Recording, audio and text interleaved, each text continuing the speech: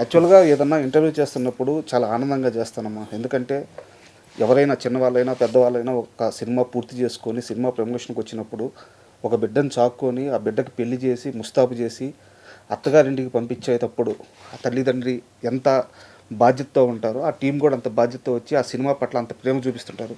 వాళ్ళకి సపోర్ట్ చేయడం అనేది మాకు ఆనందం. అయితే ఈరోజు మిమ్మల్ని ఇంటర్వ్యూ చేస్తున్నప్పుడు నేను చాలా బాధతో ఇంటర్వ్యూ చేస్తున్నాను. ఎందుకంటే నేను కొన్ని విజువల్స్ చూశాను. వారు పోస్టర్స్ చింపేస్తూ ఏడవడం, మీరు ఏడుస్తూ ఆ బయట కొంగు తిట్టి తుడుచుకోవడం, నాకు నిజంగా నా తల్లిదండ్రులు గుర్తొచ్చారు. సో ఇక్కడ తప్పు ఎవరిది, ఒప్పు ఎవరిది నాకు తెలియదు కానీ, మీ కష్టం మాత్రం ఏడవద్దమ్మా, వద్దు. అంటే మీరు కష్టపడుతున్నా ఏడవాల్సిన అవసరమే లేదు. ఒక ప్రయత్నం చేశారు మీరు. సినిమా అనేది ఏ ఒక్కరి సొంతం కాదు. సినిమా అనేది అందరి సొంతం.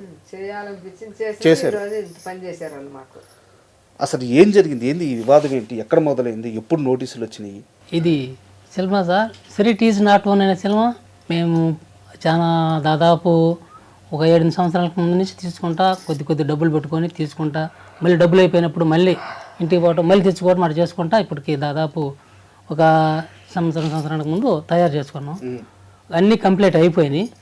ఈ సెన్సార్ సర్టిఫికేట్ కూడా తీసుకున్నాం, అది కూడా బాగానే వచ్చింది. మళ్ళీ సెన్సార్ వచ్చినాక మేము రిలీజ్ చేసుకుందామని ఏర్పాటు చేసుకుంటే డబ్బులు చూసుకుంటే ఇంత టైం పట్టింది, ఒక 10 నెలలు టైం పట్టింది మాకు. అట్నో ఎట్నో వాళ్ళని ఒప్పించుకొని అక్కడ కొంతమందిని మాట్లాడుకొని ఈ డబ్బులు కొంత అమౌంట్ తీసుకొని వచ్చి పోస్టులు కావాల్సినవి చేసుకున్నాం. ఈ ఆడియో ఫంక్షన్ పెట్టుకున్నాం మన ఛాంబర్లో. ఆడియో ఫంక్షన్ పెట్టుకున్నాక అది విని మాకు ఇంటికి నేరుగా నోటీస్ పంపించారు. ఈ సినిమా సిరీట్ అనేది మీది కాదు, మాది, మీరు ఎందుకు చేస్తున్నారు దీని అని చెప్పి నోటీస్ పంపించారు. అక్కడ మాకు వచ్చే డబ్బు ఆగిపోయింది. మేము మాట్లాడుకున్నాం కదా, ఒక 2-3 రోజుల తర్వాత పంపిస్తాం, పోయా నువ్వు పని చేసుకుంటాడు పంపిస్తామని చెప్పి మన వాళ్ళు చెప్పినారు. మేము ఆ మాట మీద వచ్చి మొదలు పెడితే అక్కడ డబ్బులు అయిపోయింది, నోటీస్ పోయింది దానివల్ల. ఇక్కడ ఏమీ మాకు అర్థం కాక అయ్యమయం అయిపోయి ఇల్లు దాదాపు 3 సంవత్సరాల నుంచి సిరీట్ ఈజ్ నాట్ ఓన్ అనే సినిమా మేము చెప్పుకుంటా చేసుకున్నాం. పేపర్లకి, టీవీలకి, చెవులు అన్నిటికీ పెట్టుకున్నాను. అప్పటి నుంచి మా జోలు రాకుండా తీరా 22వ తారీఖు లేకపోతే 29వ తారీఖు రిలీజ్ అన్నాక మాకు నోటీస్ ఇచ్చి మా సినిమా ఆపారు. మేము చిన్నోళ్ళమని ఆపినరా, ఇట్టటి వాళ్ళని పైకి ఎక్కిరని ఆపినరా, లేకపోతే ఏదన్నా దేనివల్ల ఆపారో తెలియదు. వాళ్ళైతే ప్రభాస్ మంచోడు, వంగా సార్ కూడా మంచోడు. మరి ఇంతమంది మంచి అయినప్పుడు ఆయన ఎవరో తెలియపెట్టినాడు, ఆయన నోటీస్ ఆయన ద్వారా మాకు వచ్చినప్పుడు వీళ్ళకైనా తెలియకుండా ఉందా? సార్ ఇక్కడ నాకు ఒక చిన్న ప్రశ్న, రవి గారు మిమ్మల్ని అడగాలి నేను. ఎందుకంటే వాళ్ళిద్దరికి సినిమా అంటే ప్రేమ ఉంది, కానీ సినిమా ఇండస్ట్రీ స్ట్రక్చర్ కానీ ఇక్కడ ఉండే లోటుపాట్లు కానీ వాళ్ళకి అంత ఐడియా ఉండకపోవచ్చు. బట్ మీరు చదువుకున్నారు, మీరు డైరెక్షన్ చేశారు, మీకు ఒక ఐడియా ఉంది. 2021 అక్టోబర్లో స్పిరిట్ మూవీ పోస్టర్ రిలీజ్ చేశారు. మీ సినిమా పేరు కూడా స్పిరిట్. మీకు అప్పుడు డౌట్ రాలేదా మనల్ని ఎప్పుడన్నా ఇబ్బంది పెడతారేమో వీళ్ళు? లేదు సార్, అంటే మాకు 2019 17 నుంచి మా షూట్ యాక్చువల్గా మా టైటిల్ అనుకుంది సినిమా అనుకో రోజు అనుకున్నాం. కాకపోతే ఇక్కడ విషయం ఏంటంటే వాటిని టైటిల్ చేయించుకోవాలి, ఇవన్నీ లేవు. అక్కడ తెచ్చుకున్నాం, సినిమా చేసుకుని వస్తానన్నా ముందు నుంచి అనుకుంటాం. మీరు ఎప్పుడు టైటిల్ రిజిస్టర్ చేయించారు? మాది 24 అయిందండి. 24 అయింది. వాళ్ళ టైటిల్ ఎప్పుడు రిజిస్టర్ అయ్యింది? వాళ్ళది 24లోనే అయింది. ఎవరి ముందు అయ్యింది? మాది 2 నెలల ముందు అయింది. 2 నెలల ముందు మీదే? మాదే అయింది. మాది వచ్చేసి ఫిబ్రవరిలో అయింది, వాళ్ళది ఏప్రిల్ అయింది. అది కూడా నాకు అది వాళ్ళ డాక్యుమెంట్ పంపించారు, వాళ్ళ డాక్యుమెంట్లో ఉన్నాయి. వాళ్ళు 2 నెలలు వెనక మంది అయినట్టు వాళ్ళ డాక్యుమెంట్, వాళ్ళు పంపించే డాక్యుమెంట్లు ఉన్నాయి. మాకు అవ్వండి, ఇంటర్వ్యూ అవ్వగానే మాకు ఆ డాక్యుమెంట్స్ పంపిస్తాం. ఆ డాక్యుమెంట్లో వచ్చిన తర్వాత మళ్ళీ నాయ పెట్టి పంపించాను వాళ్ళకి. వాళ్ళు పంపించింది అది. ఇప్పుడు వాళ్ళు ముందు అయ్యి ఉంటే ఒకవేళ అనుకుందాం సార్ మీరు అన్నట్టే, ఓకే నేను సినిమాలు చూస్తున్నాను ఉంటాయి, నాకు నాకు ఒక అవగాహన ఉంది. నేను 23 నుంచి ప్రమోషన్ గట్టిగా చేస్తున్నాను సార్. సినిమాది ప్రమోషన్ అప్పటి నుంచి చేస్తాను. అప్పటి నుంచి సైలెంట్గా ఉండి ఈ రోజు వాళ్ళు నోటీస్ ఇవ్వడం అనేది ఒకటి నాకు అర్థం కాని విషయం. మీరన్న మాట ప్రకారమే. తర్వాత ఇప్పుడు అది స్పిరిట్ ఈజ్ నాట్ ఓన్ అని చెప్పి ప్రమోట్ చేస్తున్నప్పుడు వాళ్ళ మధ్యలో వచ్చి ఏదో ఒక రోజు అడగవచ్చు కదా. ఇంకొక విషయం ఏంటంటే అందరూ మీరు చెప్పినట్టు 21లో అన్నదన్నారు, అది ఎంతవరకు వచ్చిందని తెలియదు. యాక్చువల్గా ఆ టైం నాకు కూడా తెలియదు. ఇప్పుడు వచ్చిన తర్వాత మీడియాలో చూసి ఎంక్వైరీ చేసుకుని చెప్తున్నా తప్ప కరెక్ట్ టైము చాలా మంది తెలియదు. అలాగే నాకు కూడా చెప్తున్నా సార్. బట్ రిలీజ్ డేట్ ఏదుందో అది కనిపిస్తుంటది కదా. అదే చెప్తున్నాను మీకు తెలియదు. అదే చెప్తున్నా, అదే చూడండి ఒకసారి చూసి చెప్పినది. దీంట్లో ఇంకోటి మనకేంటంటే వాళ్ళకంటే టైటిల్ ముందు అనేది వాళ్ళ మనకు ఉంది కాబట్టి ఇప్పుడు మనకి 23 నేను నా సెన్సర్ వచ్చేటానికి 24 మా సెన్సర్ వచ్చేటానికి వాళ్ళ షూట్ కూడా స్టార్ట్ అవ్వలేదు. కరెక్ట్, వాళ్ళది షూట్ కూడా స్టార్ట్ అవ్వలేదు, ఎక్కడ లేదు. ఆ టయానికి వాళ్ళు 21లో వాళ్ళు అనుకున్నారు మీరు చెప్తే ఆ తర్వాత వేరే సినిమా జరుగుతుంది, యాన్యువల్ సినిమా జరుగుతుంది, రిలీజ్ అవుతుంది, పనులు నడుస్తుంది. ఈ తర్వాత సినిమాలు నడుస్తూనే ఉన్నాయి. మరి 24లో నాకు వచ్చే షూట్ కూడా అరవనప్పుడు వాళ్ళు ఎలా ఇప్పుడు అడుగుతారు? బట్ ఇక్కడ షూట్తో సంబంధం లేదు. టైటిల్ వివాదం కాబట్టి టైటిల్ రిజిస్ట్రేషన్ ఎవరిది ఫస్ట్ అయ్యింది అనేది మాత్రమే ప్రామాణికం. ఆ లెక్కను చూసుకుంటే మీరు చెప్పే ప్రకారం 2 నెలల ముందు మీదే అయింది. మాదైంది సార్. సో అప్పుడు ఇంక వివాదం ఏముంది? మీరు లీగల్గా ప్రొసీడ్ అవ్వచ్చు కదా. నేను అయ్యాను సార్, లీగల్గా ప్రొసీడ్ అయినా. వాళ్ళు ఫస్ట్ నోటీస్ పంపించినప్పుడు లీగల్గా ప్రొసీడ్ అయినా. వాళ్ళు పంపించిన దానికి వాళ్ళు పంపించకపోతే నాకు తెలియదు కదా, వాళ్ళు ఎప్పుడు డేట్ అయింది అంటే నాకు తెలియదు కదా.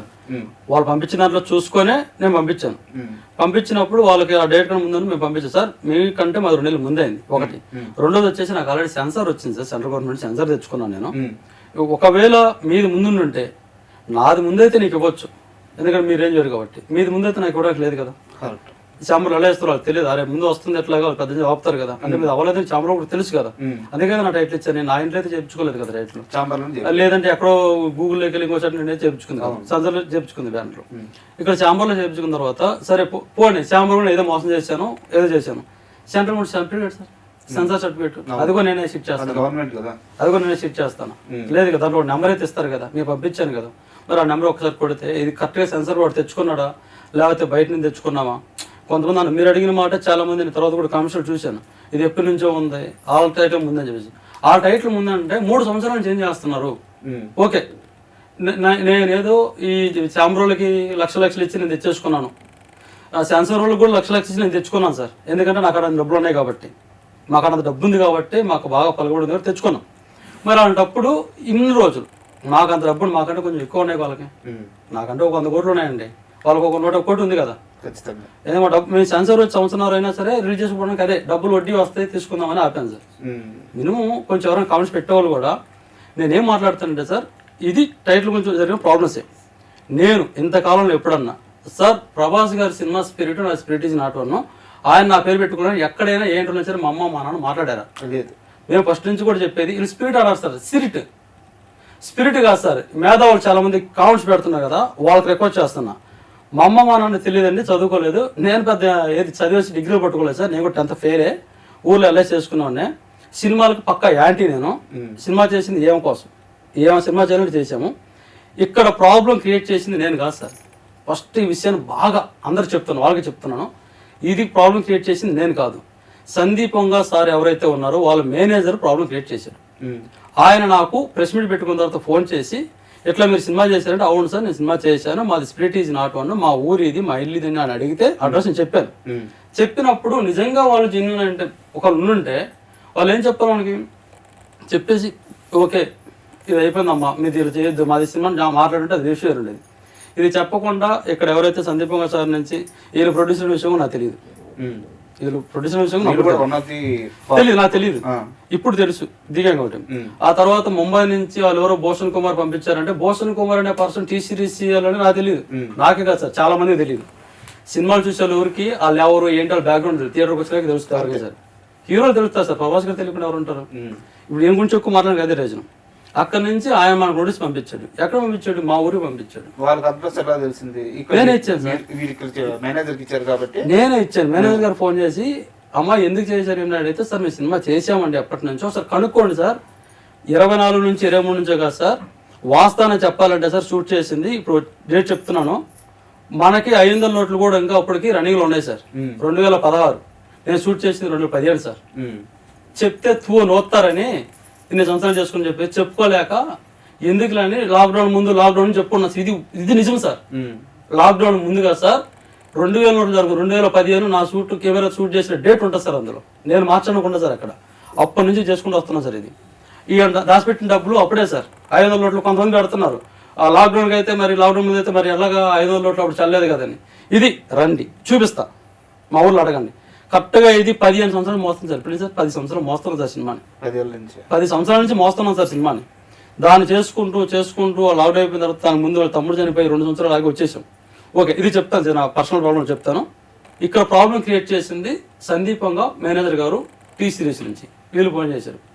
వీళ్ళు ఇచ్చిన నోటీసులో, వీళ్ళు చెప్పిన నోటీసులో ఊరికి పోవడం వల్ల ఊర్లో వాళ్ళు మాకు వచ్చిన మంచి పేరు ఏంటంటే, ఇప్పుడు సినిమా చేస్తున్నాం డబ్బులు పోగొట్టారు వీళ్ళకి ఇది ఉందని చెప్పేసి అన్నారు.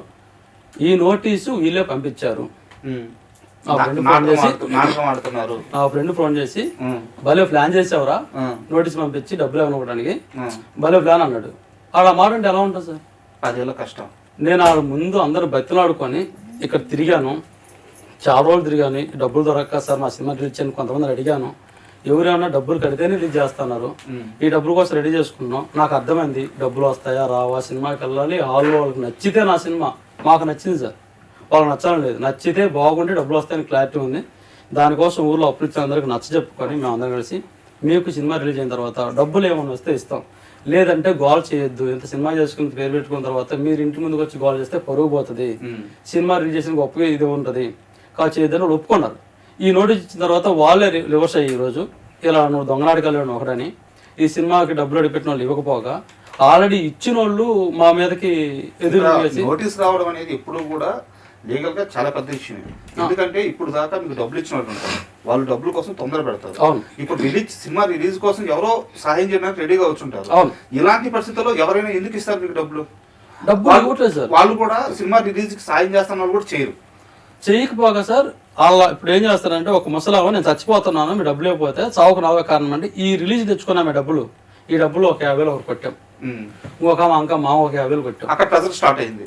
వాళ్ళు ఒప్పుకోవట్లేదు సార్, మేము చచ్చిపోతామంటున్నారు. ఇంటికి మా చెల్లి పని చేస్తున్నారు, ఇంటికి వెళ్ళేసి మాట్లాడి మా చెల్లి ఎడుతుంది. ఇప్పుడు వాటర్ 40,000 అప్పు అయింది మళ్ళీ రోజు మందికి. 15 రోజులు నోటీస్ పెట్టిన వాళ్ళు అంటే నీది తప్పు అవుతుంది అంటే మేము మళ్ళీ ఇంకోటి చర్య తీసుకుంటా అన్నారు. దీని ఆల్రెడీ అడిగితే లాయర్ నోటీసు చెప్పాలన్నాడు సమాధానం. నేను చెప్పొద్దు, నేను మాట్లాడిన కష్టం, కేసు అంతే. వాళ్ళ కేసు పెడితే నేను కేసు పెడతాను అంతే. అప్పుడు వేరే లాయర్ని ఇలా ఫ్రెండ్ అడిగేసి ఇక్కడ మనకు ఎవరు తెలియదు కదా, వేరే ఫ్రెండ్ ద్వారా బెంగళూరులో ఒక అతను మాట్లాడేసి ఆయన పంపించేసి ఆయన కూడా చాలా సపోర్టివ్ మాట్లాడాడు. ఈ ఆయన నోటీసు మన పేపర్ చూశారు కదా, చూసి చాలా సపోర్ట్గా మాట్లాడి చాలా ధైర్యంగా మాట్లాడి మీరేం ప్రాబ్లం రాదు, మీ సినిమా అవుతుంది మీకు అవుతుంది చెప్పాడు. దీని తర్వాత ఆయన నోటీస్ పంపించారు. ఆ నోటీస్ పంపించిన తర్వాత ఇలా రిప్లై రాలా, వాళ్ళ దగ్గర నుంచి రిప్లై రాలా. మళ్ళీ మేము కూడా చెప్పాను చాలా అర్జెంట్ రిప్లై ఇవ్వండి సార్ ఏదైనా సరే మేము కూడా చెప్పాను, వాళ్ళు చెప్పాను స్ట్రాంగ్గానే. వాళ్ళ కానీ రిప్లై రానప్పుడు ఇక్కడ వీళ్ళకి నేను చెప్తాను వీళ్ళు అవ్వట్లేదు. దీనివల్ల ఈ మధ్యలో నటికుమార్ సార్ తోటి మాట్లాడాం, ఆయన కూడా చెప్తా ఉన్నాడు సరే ఈ ప్రాసెస్ నడుస్తూ ఉన్నట్లాగా. ఆయన పెద్ద సినిమా అయిపోయిన తర్వాత నేను మాట్లాడతానమ్మా ప్రెస్ మీట్కి వస్తాను నేను మాట్లాడుతా అన్నాడు. సరే ఇదే నమ్మకం మీద వారం 10 రోజులు ఆగాం, వీళ్ళకి నుంచి రాలేదు వాళ్ళకి నోటీస్ వచ్చిద్దేమో వచ్చేదాన్ని బట్టి ఏదైనా చేద్దామని ఆగాం. 13 రోజులు 14 రోజులు ఆగాం సార్, ఏం రాలేదు. 15 రోజులు రావాలి కదా. ఈ లోపు ఒక ఛానల్ మేము ఇంటర్వ్యూకి వెళ్ళాం, అక్కడ వాళ్ళు లైవ్ వెళ్ళిపోయారు. జరిగిన విషయం వాళ్ళు చెప్పాము.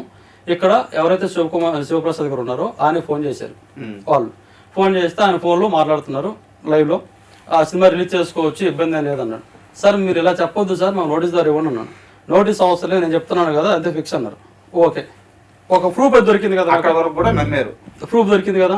ఇదే వీడియో నేను ఊర్లో కొంతమంది పంపించా, చూసారా నేను చేయలేదు వాళ్ళు ఆల్రెడీ పంపించారు వాళ్ళతో మాట్లాడిచ్చాను. ఓకే కొంచెం అటు ఇటుగా కన్ఫ్యూజ్ ఉన్నారు.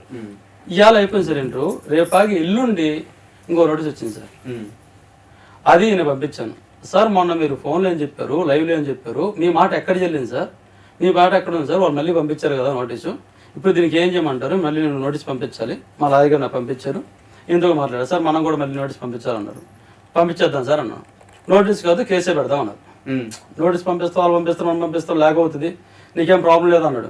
ప్రాబ్లం ఏంటంటే సార్ దీని ముందు కడుపుతున్నాను బయట పడేయాలి ఫస్ట్ ఏదైనా సరే, ఇది బయట పడేస్తే నేను వేరే పడికి వెళ్ళగలను, నేను చాలా సంవత్సరాలు దీని మీద కూర్చున్నాను నా వల్ల కాదు అని చెప్పేసాను. సరే అయితే కేసు పెడదామని ఒకసారి అడ్రస్ తీసుకో అన్నారు. నా ఇంటి అడ్రస్ ఇచ్చాను కదా మీకు, మరి నాకు ఇప్పుడు ప్రభాస్ గారి సందీపంగా సార్ అడ్రస్ కావాలి.